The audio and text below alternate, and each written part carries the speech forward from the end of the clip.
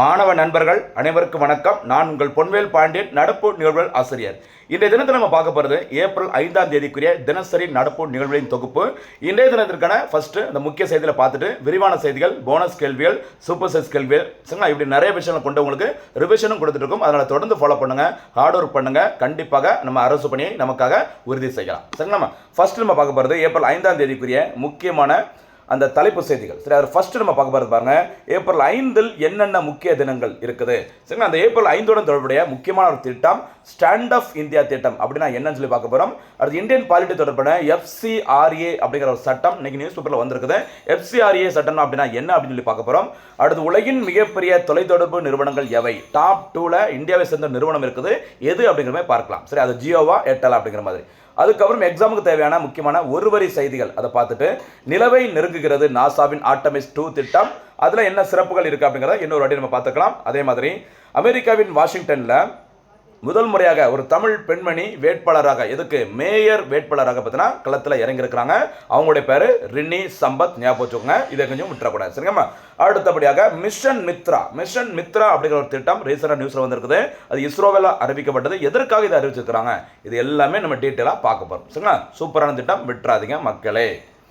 அடுத்து போலாமா, ஏப்ரல் 5ல் என்ன நம்ம பார்க்க போகிறது இனிமேல் விரிவான செய்தியில். ஃபர்ஸ்ட் பாயிண்ட், ஏப்ரல் 5இல் முக்கிய தினங்கள். அதில் ஒன்று தேசிய கடல்சார் தினம். சரி, நேஷனல் மரைடைம் டேன்னு சொல்லுவாங்க.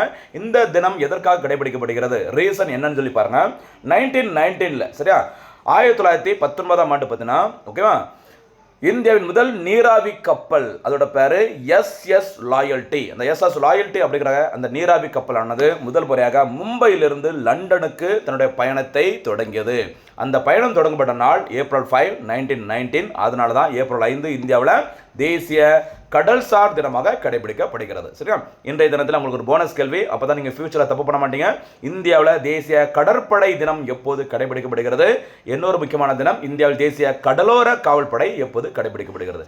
ரெண்டே சொல்லிட்டு அப்படி இந்த கடல்சார் தினத்தையும் ஞாபகம் வச்சுக்கோங்க, மறக்காதீங்க. சரியாமா. அடுத்து, இந்த தினம் முதல் முறையாக கடைபிடிக்கப்பட்ட ஆண்டு 1964, மறந்துடாதீங்க. சரியா. அடுத்து இன்னொரு முக்கியமானது பாருங்க, ஏப்ரல் 5, 2016 இந்தியாவில் ஸ்டார்ட் ஆஃப் இந்தியா திட்டம் தொடங்கப்பட்டது. இந்த திட்டம் தற்போது தொடங்கப்பட்டு 10 ஆண்டுகள் நிறைவடைஞ்சிருக்கிறதுனால இதை பற்றி கொஞ்சம் லைட்டாக பார்த்துக்கலாம். சரிங்களா, இந்த திட்டம் தற்போது முழுசா செயல்பாட்டில் இல்லை, ஆனாலும் தெரிஞ்சுக்கோங்க. ஓகேவா. சரி, ஸ்டார்ட் ஆஃப் இந்தியா திட்டம் சரியா, இன்னொன்று ஸ்டாண்ட் ஆஃப் இந்தியா திட்டம். இந்த ரெண்டு திட்டங்களுமே புதிய தொழில்களை தொடங்குவதற்கு நிதி உதவி, கடன் உதவி வழங்குற மத்திய அரசின் திட்டம். இந்த இரண்டு திட்டங்களும் சரியா, start off, stand off India திட்டம் ரெண்டுமே தொடங்கப்பட்ட வருஷம் 2016. சரிங்களா, அதில் ஸ்டார்ட் ஆஃப் அப்படிங்கிறது கம்பெனிகளுக்கு கடன் கொடுக்குற ஒரு முக்கியமான திட்டம். அது ஜனவரி 16, 2016 தொடங்கியிருப்பாங்க. இங்கே நம்ம பார்க்க போகிறது ஸ்டாண்ட் ஆஃப் இந்தியா திட்டம். சரிங்களா, அந்த ஸ்டாண்ட் ஆஃப் இந்தியா திட்டம் தொடங்கப்பட்ட நாள் ஏப்ரல் 5, 2016.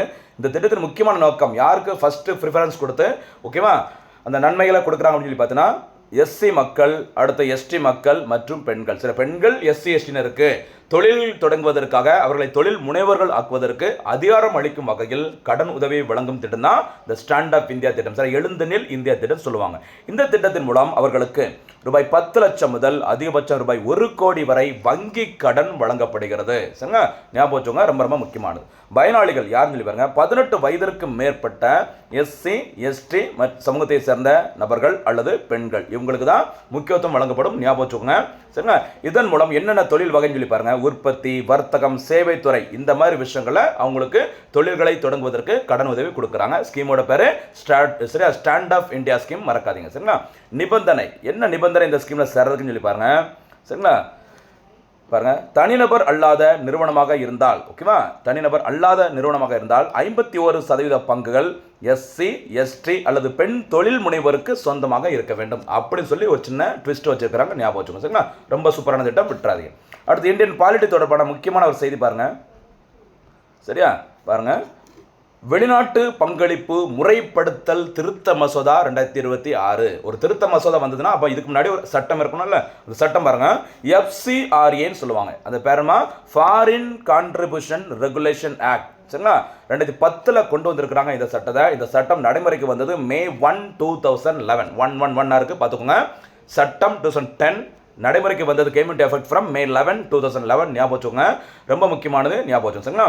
2010ஆம் ஆண்டின் வெளிநாட்டு பங்களிப்பு முறைப்படுத்தல் சட்டத்தில் திருத்தம் செய்வதற்காக தான் தற்போது 2026ஆம் ஆண்டில் வெளிநாட்டு பங்களிப்பு முறைப்படுத்தல் திருத்த மசோதா அறிமுகப்படுத்தப்பட்டுள்ளது. சரிங்களா?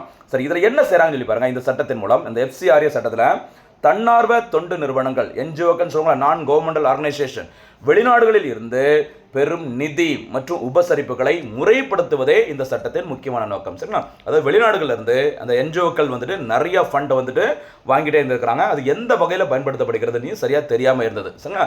என்ன சொல்றதுன்னா, ஓகேவா, அந்த மதம் மாற்றங்கள், ஓகேவா, அந்த மாதிரி விஷயங்களுக்கும் சரி, யாருக்கு அதாவது தடை செய்யப்பட்ட அமைப்புகளுக்கா, நிறுவனங்களுக்கா, யாருக்கு அதை கரெக்டாக யூஸ் பண்ணுறாங்கன்னு சரியா தெரியல. இது எல்லாமே முறைப்படுத்துவதற்கு தான் இந்த FCRA சட்டம் 2010 கொண்டு வந்தாங்க. நடைமுறைக்கு வந்தது 2011. அதில் தான் இப்போ ஒரு திருத்தம் கொண்டு வராங்க. ஞாபகம் வச்சுக்கோங்க. இத்தகைய நிதி வரத்துக்கள் நாட்டின் நலன் மற்றும் பொது ஒழுங்கு, தேசிய பாதுகாப்புக்கு பாதிப்பை ஏற்படுத்தாமல் இருப்பதை இந்த சட்டம் உறுதி செய்கிறது. இந்த சட்டம் ஏற்கனவே 2016, 2018, 2020 ஆகிய ஆண்டுகளில் 3 முறை திருத்தம் மேற்கொள்ளப்பட்டுள்ளது. இப்போ மறுபடியும் திருத்தம் கொண்டு வந்திருக்கிறாங்க. சரியா? இதோட முக்கியமான நோக்கம் வெளிநாட்டு நிதியை பயன்படுத்துவதில் வெளிப்படைத்தன்மை, இந்த டிரான்ஸ்பரன்ஸாக இருக்கணும். சரி, யாருக்கு கரெக்டாக அதை வாங்கிட்டு எங்கேருந்து வாங்குறாங்க, அது யாருக்கு பயன்படுத்தப்படுகிறது, வெளிப்படையாக தெரியணும் அப்படிங்கிறதுக்காக தான் இந்த சட்டம் கொண்டு வந்திருக்கும் அப்படிங்கிற மாதிரி மத்திய அரசு சொல்லியிருக்காங்க. சரியா? இந்த புதிய திருத்தத்தில் என்ன சொல்லியிருக்காங்கன்னு சொல்லி பாருங்க. புதிய திருத்தமானது ஒரு அமைப்பின் FCRA சான்றிதழ் ரத்து செய்யப்பட்டால், சரி, அந்த NGO வச்சு நடத்துறாங்கல்ல, அவங்களுடைய சர்டிஃபிகேட் வந்துட்டு ரத்து செய்யப்பட்டால் அதன் வெளிநாட்டு நிதி மற்றும் சொத்துக்களை கண்காணிக்கவும் நிர்வகிக்கவும் ஒரு நியமிக்கப்பட்ட அதிகாரியை நியமிக்க மத்திய அரசுக்கு அதிகாரம் வழங்குகிறது. சரிங்களா? இப்போ வந்துட்டு அந்த NGOக்கள் இருப்பாங்க, அவங்களுக்கான அந்த லைசன்ஸ் அப்படின்னு சொல்லுவாங்களே, அந்த சான்றிதழ், அவங்களுக்கு அந்த லைசன்ஸை திருப்பி ரினியூவல் பண்ணி கொடுக்கறதுக்கோ அல்லது கொடுக்காம ஏதாச்சும் ஒரு பிரச்சனையில் விட்டால இந்த காலதாமதம் ஆகி போச்சு அப்படின்னா அந்த நிறுவனங்களை கண்காணித்து அதனுடைய நிதி சொத்துக்களை கண்காணிப்பதற்கு, நிர்வகித்து அதை கரெக்டாக முறைப்படுத்துவதற்கு ஒரு நியமிக்கப்பட்ட அதிகாரியை யாரை நியமனம் செய்யலாம்? மத்திய அரசே நியமனம் செய்யலாம். இதற்கான அதிகாரத்தை தான் இந்த புதிய திருத்த சட்டம் வழங்குகிறதுன்னு சொல்லியிருக்கிறாங்க. சரியா? சூப்பர். அடுத்த செய்தி போலாமா? அடுத்து, உலகின் மிகப்பெரிய தொலைத்தொடர்பு நிறுவனங்கள். சரியா? யார் வந்து அதிகப்படியான அந்த மொபைல் கனெக்ஷன் கொடுக்கறதுல டாப்ல இருக்காங்கன்னு சொல்லி பார்க்கும்போது நம்பர் 1 100 கோடி சந்தாதாரர்களை கொண்டு உலகின் மிகப்பெரிய தொலைத்தொடர்பு நிறுவனமாக சைனா மொபைல் வந்து டாப்ல இருக்கிறாங்க. இந்த பட்டியலை வெளியிட்டது GSMA இன்டெலிஜென்ஸ் அப்படிங்கிற நிறுவனம். இந்த பட்டியலில் வேர்ல்டு லெவலில் பார்த்தீங்கன்னா இந்தியன் ஏர்டெல், இந்த பாரதி ஏர்டெல் இருக்குல்ல, அதுதான் 2ஆம் இடத்துல இருக்குது. 65 கோடி அந்த சந்தாதாரர்களை, வாடிக்கையாளரை கொண்டது ஏர்டெல் நிறுவனம். சரியா? அடுத்து, ஏர்டெல் செயல்பாட்டு பகுதி இந்தியாவும் மற்றும் 14 ஆப்பிரிக்க நாடுகளில் ஒரு 60% கிட்டத்தட்ட தான் இந்தியாவில் ஏர்டெல் நிறுவனங்கள் வாடிக்கையில் இருக்கிறாங்க மொத்த எண்ணிக்கையில். அதில் 40% கிட்டத்தட்ட ஆப்பிரிக்க நாடுகள், 14 ஆப்பிரிக்க நாடுகளில் ஏர்டெல் வந்து செயல்படுகிறது, மறக்காதீங்க. அப்போ உலகின் மிகப்பெரிய தொலைத்தொடர்பு நிறுவனம் number 1 China mobile, number 2 Airtel, world லெவலில் மறக்காதீங்க. சரியா? அடுத்து முக்கியமான இந்த ஒருவரி செய்திகள் லைட்டாக பார்த்துக்கோங்க. ஏன்னா இது நம்ம தொடர்ந்து பார்த்துட்டு இருக்கோம், ரொம்ப டீட்டெயிலாக பார்க்க வேண்டியதில்லை. நிலவை நெருங்குகிறது ஆர்டமிஸ் 2 திட்டம். அந்த 4 விண்வெளி வீரர்கள் தொடர்பான ஒரு சிறப்பு செய்தியை ஷார்ட்ஸாக போட்டிருக்கேன். தயவுசெய்து நம்ம சேனலில் போய்ட்டு அந்த ஷார்ட்ஸை கொஞ்சம் பார்த்துக்கோங்க. எத்தனை வேலைனாலும் பார்த்துட்டாங்க, அப்போ தான் அந்த பேர்லாம் மெமரியில் வரும், ஞாபகம். சரிங்களா? அடுத்து, அமெரிக்கன் வாஷிங்டன் தொடர்பான ஒரு முக்கியமான ஒருவரி செய்தி. அமெரிக்கன் வாஷிங்டனில் முதல் தமிழ் வேட்பாளர், சரியா, ஒரு மேயர் தேர்தலுக்காக முதல் தமிழ் வேட்பாளர் மற்றும் முதல் தெற்காசிய பெண் வேட்பாளர் போட்டியிடுகிறார். அவரோட பேரு ரெனி சம்பத், மறந்துடாதீங்க. சரிங்களா? அடுத்தபடியாக ரொம்ப முக்கியமான ஒரு திட்டம் பாருங்க, சயின்ஸ் அண்ட் டெக்னாலஜியில். சரியா? பாருங்க, மிஷன் மித்ரா ஸ்கீமோட பேர் பாருங்க. அந்த திட்டத்தோட பேரு மிஷன் மித்ரா. இந்த திட்டம் எதற்காக அறிவிக்கப்படுது அப்படின்னா 2018ஆம் ஆண்டில், ஓகேவா, இந்திய பிரதமர் நரேந்திர மோடி அவர்களால் அறிவிக்கப்பட்ட இஸ்ரோவின் மனிதர்களை விண்வெளிக்கு அழைத்து செல்லும் முதல் திட்டத்தின் பேர் என்னமா? ககன்யான் திட்டம். அந்த ககன்யான் திட்டத்திற்கு ஒரு 4 விண்வெளி வீரர்களை ஸ்பேஸுக்கு அனுப்ப போறாங்க. அந்த விண்வெளி வீரர்கள் விண்வெளிக்கு போனாங்க அப்படின்னா அந்த விண்வெளியின் கடுமையான சூழலை தாங்கும் உடல் மற்றும் மன வலிமையை மேம்படுத்துவதற்கு தான் ஒரு சிறப்பு பயிற்சி வழங்குவதற்கு இந்த மிஷன் மித்ரா திட்டம் செயல்படுத்தப்பட்டுள்ளது. சரிங்களா? இந்த பயிற்சி வழங்கப்பட்ட இடம் லடாக்கின் லே பகுதியில் உள்ள மலை சிகரங்களில் இந்த பயிற்சி வழங்கப்பட்டுள்ளது. ஓகேவா? என்னென்ன பரிசோதனைகள், இந்த பரிசோதனையுடைய சிறப்பு அம்சங்கள் என்னன்னு சொல்லி பாருங்க. விண்வெளியில் ஏற்படும் தனிமை, தகவல் தொடர்பு தாமதம், குறைந்த ஆக்சிஜன் சூழலில் குழுவின் ஒருங்கிணைப்பு, மன உறுதி, முடிவெடுக்கும் திறன், இது எல்லாமே சோதிக்கும் வகையில் தான் இந்த மிஷன் மித்ரா லடாக்கின் லேகில் பண்ணியிருக்கிறாங்க. இது யார் செயல்படுத்துறாங்க அப்படின்னா இஸ்ரோ, இந்திய ஸ்பேஸ் ரிசர்ச் ஆர்கனைசேஷன் இஸ்ரோ. அடுத்து இந்திய விமானப்படையின் ஏரோஸ்பேஸ் மருத்துவ நிறுவனம் IAM சொல்லுவாங்க, IAM ஷார்ட்டா, பெங்களூருவை தளமாக கொண்ட இந்த புரோட்டோ பிளான்ட் அப்படிங்கிற ஒரு ஸ்டார்ட் அப் நிறுவனம். இவங்க எல்லாரும் சேர்ந்து தான் இந்த மிஷன் மித்ரா திட்டத்தின் மூலம் ககன்யான் வீரர்களுக்கு சிறப்பு பயிற்சி கொடுக்குறாங்க. முக்கியமானது, அடுத்த எக்ஸாம்பிள் இது கண்டிப்பாக கேட்பாங்க. சரியா?